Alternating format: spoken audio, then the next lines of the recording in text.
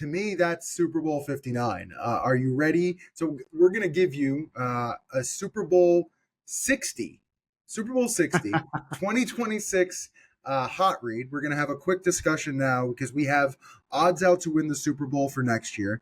There is also MVP odds out, which I think Brandon has a small opinion on. And I mean, I've looked at the market. I'll give you a quick thought there. But Brandon, hot read, Super Bowl 60, kind of get us started, and then I'll give you my opinion. Yeah, we got to get one pick before we get out of here, right? So last year at this time, wrapping up the season, made a hot read. No, I'll be fair. I made two hot reads. One of them was the Jets, never to be mentioned again. It did not go well. The other one was the Philadelphia Eagles, 22-1 from last year at this time. Obviously, cash for us today. I think next year's Eagles are the San Francisco 49ers. That is my first futures bet, 17-1. You can play that at Bet Rivers. It was 20-1 a few days ago when the first article went up. I've got another full article. Just tweeted that out as we're recording this live after the Super Bowl. So you can check out the whole case there. But it's kind of two parts. Number one, this sounds crazy, but I think Kyle Shanahan is the NFC version of Patrick Mahomes. Kyle Shanahan has been in the NFC Championship 4 out of 8 seasons with the 49ers and led Matt Ryan and the Falcons offense to the NFC Championship the season before. So 5 out of the last 9 years, Shanahan's offense has been in the NFC Championship. This year, 6-11, no good. For the last 5 years before that, they won at least 12 games a season. They went 62-33, counting the playoffs. For the 5 years, they won multiple playoff games and made the NFC Championship. 2 of the 4 made the Super Bowl. Shanahan's offense just hasn't been stopped yet. And like, oh, well, they stopped them this year. No, they really didn't. They just were hurt all year. McCaffrey, obviously, that's been the big guy for them. And he just didn't play this year, more or less. He played 4 games. He had the long IR stretch to start the year. Brandon Ayuk holds out, doesn't get the contract early, comes back, and then misses 10 games, 20 ACL. Trent Williams, the stud left tackle, in my opinion, still the best lineman in the game, misses 7 games. Brock Purdy, George Kittle, Deebo Samuel, they all missed multiple games. That's it. That's the offense. That's your 6 dudes that you built your entire team around. That's 36 missed games. So average of 6 games per those 6 best players. You're not going to have a great season when that happens. But even then, they were 4th in yardage. They were 7th in yards per carry. They were 4th in yards per pass attempt. Even with all those injuries, that's Shanahan's offense. That's how good they are. They finished 9th in DVOA with all those injuries. 9th doesn't seem great. 9th was ahead of the Eagles. 9th was ahead of the Rams and the Vikings. 9th was basically tied with the Chiefs. They were still that good, playing with like a bunch of backups. Jordan Mason comes in, 5.2 yards a carry. Isaac Garendo, ever heard of him before this year? I sure hadn't. 5 yards a pop.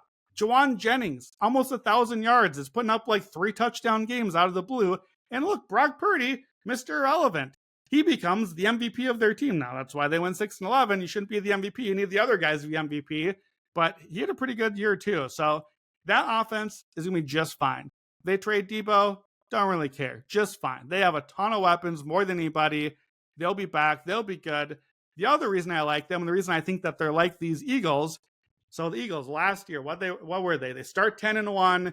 They sputter down the stretch. We kind of wrote them all off this time of the year. Like, well, Eagles, are they going to fire Sirianni? Is it time for a change? Has this thing run its course? But 10-1 still mattered, and they were coming off a Super Bowl loss. So fast forward, 49ers coming off a Super Bowl loss. Not exactly 10-1. They had all the injuries. And then what's one of the big changes? The Eagles go out and bring in Vic Fangio, the old head coach that didn't work out, bring him back to run the defense. Same name we knew from before. Look what happened. Robert Saleh. Give the man his flowers. Bring them back to run the defense. Not great as a head coach, but man, the guy can coach some defense. And look, we just saw tonight, Vic Fangio and Steve Spagnuolo are failed head coaches who returned to be a huge part of championship teams as the defensive coordinator. The defense for the Niners missed 3 games from Nick Bosa last year, 5 from Travarius Ward. Hufanga missed 10. Dre Greenlaw basically missed the whole season. Not quite as bad as the offense, but they're going to get a lot healthier too. Before this season, they ranked defensively top 5 in DVOA 3 straight seasons. They were better than the offense 2 of those seasons. You kind of forget how good the defense was too. And then they lost Robert Saleh, and then they lost D'Amico Ryans. Well, Robert Saleh is back. I think this Niners team is as good as any team in the NFC, as good as the Eagles, even the one that just won the championship, as good as the Lions. I think better than them given the losses that team's going to hit. So if you look at kind of where things stand, the Niners end up going 6-11. They were 2-6 in one-score games. Even just flipping those games, just that for the season, they go 10-7. They win the division. They make the playoffs, and maybe they're this team still talking about today. I think they're next year's Eagles. I think they should be priced even with the Eagles and with the Lakers, who are both around like +7, +800. We're getting double the value here. They are 6th in the odds. They're not totally forgotten, but I know it's sexy to look down the board, and I'll give you another name in a second here. You like to pick the long shot, but really the long shot in most cases, you're going to like get to a conference championship game and have to hedge out of it. The Niners can win this thing. The Niners can actually be the team we're talking about next year right now, just like we are with the Eagles. So San Francisco, 17-1, the first Super Bowl pick of the year. That is the 2026 hot read. I mean, anything I would have said that would have even tried to question the pick, I think you probably answered. I was going to bring up the Debo angle of it. I mean, obviously, you have faith in Purdy, or you wouldn't be making this bet. I mean, Shanahan, we know, has been in multitude of different big games, so he can win it, he can lose it, but he can get there. So I'm not, I mean, Arizona, the Rams, like, I don't necessarily know I have, like, Seahawks, like I don't know if I worry about any of those teams really, especially with not knowing kind of a lot what's going to go on with McVay. The rest of the division is kind of so I completely get it. Do you want to give out your other one, or do you want me to go through a few names myself? Yeah, I'll give a couple other ones. You can do your names. Go. We'll wrap this thing up. So that's the hot read. The rest of these are more nibbles that I may put out there, the long shots to get close. So I think we might be ready maybe after Saquon third place this year, McCaffrey third place last year. Could we be ripe to finally get that running back MVP? If I'm right about the Niners, Christian McCaffrey 150-1. I saw that name and I was like, man, I know I'm gonna be the not running backs guy, but we've had now 2 years in a row where running back went right up into the mix of things. And McCaffrey was basically Saquon before he was hurt all year. So I think if the Niners really are that good, that number's too long. The other thing is, in the division, I do like another team. I think Seattle's going to be really good next year. So maybe that's the reason I'm not like San Fran as much. To me, I wrote the article about the Niners being the next year's Eagles. I think the Seahawks could be next year's Vikings. That awesome defense that dominates all the way. Team that's like maybe a 500 team going into the year. Like I think their win total will be probably like 8.5, something like that. And instead, this incredible defense, Mike McDonald's unit really came around second half of the season. The problem was they couldn't block anyone to save their lives, and Geno really fell apart late. But okay, let's take the analogy further. What the Vikings have this year? A failed washout Jets quarterback that had a really great career year with some good play calling. Okay. Well, Geno Smith is a washout Jets quarterback, and now the Seahawks bring in Clint Kubiak. Clint Kubiak, the guy to lead the offense that was leading the Saints offense to start the year when they put up like 45 a couple games in a row to start out.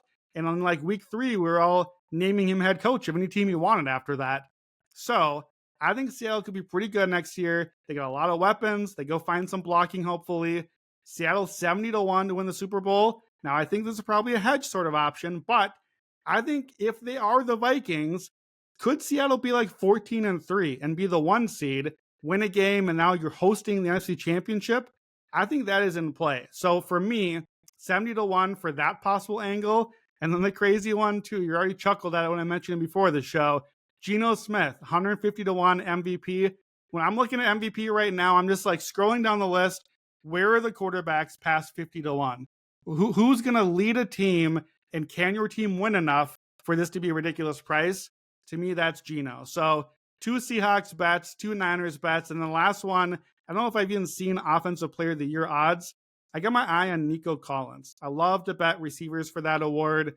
I don't know if Diggs will be back. Tank Dell, I don't know if he'll ever be back. I'm not sure what's happening with the injury. Really sad. But Nico was a monster this year when healthy, and then just picked up a lot of injuries. I think him and Stroud could have a huge season next year. He's a guy that I could see maybe opening like 35, 40 to 1 and bet down to more like 20, 25 by the season. So if you get a price, something like that, that's one kind of middle pick that I might look to have a monster year, especially if the Texans have a big year. So Niners, main hot read, Niners and Seahawks angles. Those are two teams I'm feeling really good about going the next year. Give me some of the teams you're thinking about or players for next season. I mean, just in terms of the teams, these are the teams that kind of just stood out when I was going up and down the list. So Green Bay at 18 to 1, I think, is a little bit too short, even though I think they're probably the best among like the top teams. The favorites right now are KC and Philly. Then it's Baltimore, Buffalo, Detroit, San Francisco, then Green Bay, just for awareness. That's every team 18 to 1 and shorter. So the other teams with value I think are interesting is Houston. So 27 to 1, considering the Diggs injury, the Dell injuries. You talked about Nico getting back the roster, which I think they closed under 12 to 1 or 15 to 1 this season. You're now getting 27 to 30 to 1, which I think is kind of intriguing, especially because that division stinks. And you're probably going to get into the playoffs anyway. 30 feels a little bit long there. What about the Chargers? So, I mean, this might be absolutely crazy, but I mean, is there a world that they, conquer the Chiefs for the AFC West next year? I mean, we really liked what they had. They do have another game of experience. We like Harbaugh. Like, there's a lot to like about them. I wrote down Minnesota. I really don't think that's an option. I think they're a good number right now at like 35 to 40 to 1. The other two crazy long shots, to me, Atlanta, which is between 50 and 60 to 1. I mean, that division, again, kind of stinks. And I know we like Carolina at points. Tampa Bay's shown promise. But to me, Atlanta still has a super talented roster. And 50, 60 to 1 is a nice number. Again, getting into the playoffs. And then I have to just say this last one. The Jets at 120 to 1, with knowing there's no Rodgers and knowing the roster, just feels a little long, considering New England's still a bit of a mess. Miami's probably going to get worse before they get better. And yes, Buffalo is Buffalo, but I don't know. 120 to 1, getting out the garbage. And if the new stuff is good, feels like a kind of a nice number. So that's the way I looked at Super Bowl futures. Any comments there before I throw you an MVP name or two? Yeah, I saw the Jets. They looked a little bit intriguing to me. I had some similar thoughts. I must admit, I saw Aaron Rodgers 100 to 1. I was like, run it back, but I don't think we need to do that one again. I will say with the Falcons, I think I'm less intrigued by the 60 to 1. You're probably looking like a Seattle, like, okay, can you get to the NFC Championship and hedge for me? I think I'm more intrigued maybe by Michael Penix MVP. I think I saw that like 90 to 1. So I think if you like the Falcons, we kind of seen some of the sophomore winners in the past, and he's barely even a sophomore. He barely even got to play this year, but he made some nice throws. He certainly has the arm for the position. So I could see kind of second year of that offensive system there, getting him the reins. To me, a little more interesting, I think, than I don't believe in the Falcons defense. I think there's a problem. So I think I'd almost rather not believe in the defense, and Penix has to do more stuff that way to go put up some MVP numbers. But to me, I think that might be an MVP play, but I'm curious who your other MVP names are. Okay, so since 2018, these are the players who win MVP. It's Mahomes, Lamar, Rodgers, and now Josh Allen. Those are the only players to win MVP.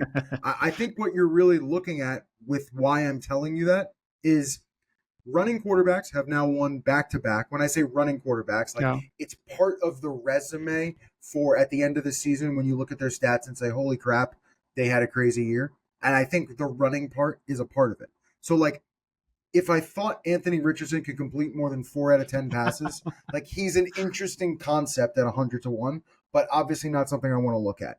So I kind of want to focus on, can I grab a guy that I think might move, like Stafford at 50 to 1? Do I feel like he's going to be there or in a better situation that might make that 50 to 1 even more intriguing? Because he's a guy that can sling it, if he's in the right offense. So the other guy I want to look at is some running added to the passing. So it's do I like Kyler Murray at 50 to 1 if I like Arizona? Because he could definitely put together a season that has a bunch of rushing touchdowns that, if they won enough games, his resume could be good enough to win it. So that's one guy I was looking at. I think Jordan Love at 30 to 1 is interesting. If Green Bay is 18 to 1 and they're right in that mix, him at 30-1 is intriguing. Yeah. I can't remember if it was you or someone else that parlayed the Packers and love to win MVP entering this season. I think that's an intriguing run back. If you like what Green Bay does, there's talks about them getting Devontae, so I think that has legs. You also brought up running back. What do you think about Jahmyr Gibbs at 100-1? I'm sure you can get it longer at that as at other books as well, but you could not pick a more explosive back. And honestly, yeah, Montgomery stole and vultured, and he took a ton of touchdowns away from what Gibbs could be. But Montgomery's getting older. He got hurt this year. Gibbs is obviously the future there. The Lions obviously are going to be very, very, high-powered on offense still. So I think Gibbs is intriguing, given what, he could put up 20-plus touchdowns and, go kind of crazy. So that was the only other thought I had. Yeah, I mean, I would say I like the Gibbs idea. I think it sounds crazy, but I think 100-1 is not high enough for me to want to bet a running back. I think I need even longer than that. Just like I really need outlandish numbers because it's just so unlikely to happen. So I really like the Packers angle. Certainly that's a team that if the Packers had been just a little bit further down in the odds, I'm probably talking about them instead of the 49ers. Like definitely a team I was very high on the whole back half of the season, very high on Jordan Love. To me, you listed off those MVPs, Josh Allen, Lamar Jackson, Patrick Mahomes. That's who's winning it. And your takeaway is, okay, so I need someone who can run, who could be like these quarterbacks. My takeaway was, why are we even talking about this? Just like one of the top 4 quarterbacks. The end. There's nothing to say. It's one of the favorites there at the top, and that's all that happens to win the MVP. Or wait, or it's the Rodgers, and I think the Rodgers guy is Burrow, right? Like if Burrow wins enough games this year, he's probably the MVP. So I think, could Joe Burrow win MVP next year? Yeah, but of course I would contend that Joe Burrow is in that mix of quarterbacks. Like I would put him as good. I would personally put him still in with Lamar and ahead of Lamar personally. That's a topic for another day. But like I think he's in that mix. So I think to me is okay. The questions that I would have on your picks is number one, MVP. Can you actually not just put up the stats, but can you put yourself in position to be in that mix of quarterbacks? Jordan Love, I think, still there's a possibility, but I thought he would this year. He took a step back. CJ Stroud, he could get there maybe. Jaden Daniels. I think we have to respect what Jaden Daniels did to this Eagles defense. Now that we saw what Patrick Mahomes didn't do to this Eagles defense, could he maybe be the guy? Like, I think you need not just a guy to be flashy and fun, but can you actually get into the Lamar, maybe Burrow, Allen, Mahomes conversation? That's what you have to be. So I think I tried the Dak Prescott last year. Dak's never getting into that group. Brock Purdy, never getting into that group. Jared Goff, awesome season, never getting in that group. Sam Darnold, not a chance. Like maybe, Geno Smith, the guy I just mentioned a bit ago, not going to happen. Like never going to be in that group of people. Maybe you just have to be the MVP. And I think the other thing too, back to Super Bowl picks, I have a really hard time looking for a sleeper in the AFC because in all likelihood, you're going to have to beat 2 at least of Mahomes, Allen, and Lamar in the playoffs. And the only reason I can't hate too much on your picks is because at least you have Stroud or Herbert on them. That maybe the reason they won those games is because they joined into that group. I think if you're looking in the AFC and you don't have a guy that you think can get there, like maybe you're high in the Dolphins. No, you're not high in the Dolphins. Tua Tagovailoa is not beating multiple of those quarterbacks in the playoffs. It's not happening. You know it and I know it. It's maybe Stroud, maybe Herbert. Like, ask that question before you keep going. And otherwise, that ticket is dead on arrival. The NFC is where we still don't know. Maybe Jordan Love and Jaden Daniels. Maybe we're going to get a tier of NFC quarterbacks. But I think that to me is why I was high on the Eagles this year. That's why the 49ers, that's why the Packers look good. The Falcons, sure, why not? It's wide open. Could Michael Penix be a top 3 NFC quarterback next year? I don't think so, but he could. It's possible. He can't be in the AFC. Can't be like top 5. It's not happening. So at the end of the day, we just talked through an entire Super Bowl of it wasn't just the quarterback, it was the whole team. But when it comes down to tickets you want and MVPs you want, sorry, it's still the quarterback. No, you're right. But I do think part of the bet now is a little bit of movement, right? Like if you can try to predict, I mean, there's going to be a bunch of movement. And I brought up Stafford because I think, the the Rams could have a whole new situation next season. I just think there's an opportunity there. I mean, I think there's like a trading aspect when you're this far out because you're giving the books a little bit of money.